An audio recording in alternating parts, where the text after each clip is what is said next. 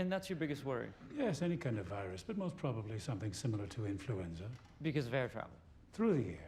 Coughing. I'm sorry, I meant people on planes. That was something you described in your book. Yes, a new virus in Madagascar, say, could be in Chicago within a matter of weeks, and we end up with a global pandemic. Pan meaning all, the whole world becomes sick all at once.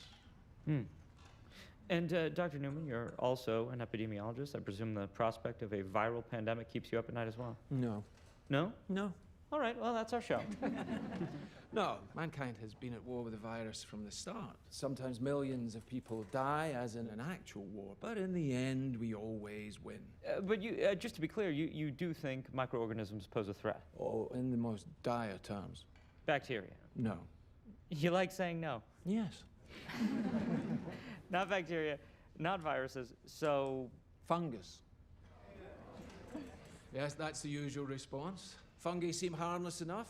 Many species know otherwise, because there are some fungi who seek not to kill, but to control. Let me ask you, where do we get LSD from? Where do you get it from? It comes from ergot, a fungus. Psilocybin, also a fungus. Viruses can make us ill, but fungi can alter our very minds. There's a fungus that infects insects, gets inside an ant, for example, travels through its circulatory system to the ant's brain, and then floods it with hallucinogens, thus bending the ant's mind to its will. The fungus starts to direct the ant's behavior, telling it where to go, what to do, like a puppeteer with a marionette. And it gets worse. The fungus needs food to live, so it begins to devour its host from within, replacing the ant's flesh with its own. But it doesn't let its victim die, no. It keeps its puppet alive by preventing decomposition. How? Where do we get penicillin from? Fungus. Oh. Dr. Schoenheis, you're in distress. Fungal infection of this kind is real, but not in humans.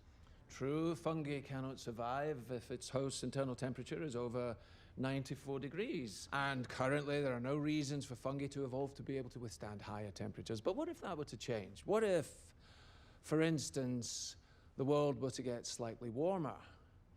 Well, now, there is reason to evolve. One gene mutates, and an Ascomycetia, Candida, ergot, Cordyceps, Aspergillus, any one of them could become capable of burrowing into our brains and taking control, not of millions of us, but billions of us. Billions of puppets with poisoned minds, permanently fixed on one unifying goal: to spread the infection to every last human alive by any means necessary. And there are no treatments for this, no preventatives, no cures. They don't exist. It's not even possible to make them. So if that happens... we lose. We'll be back.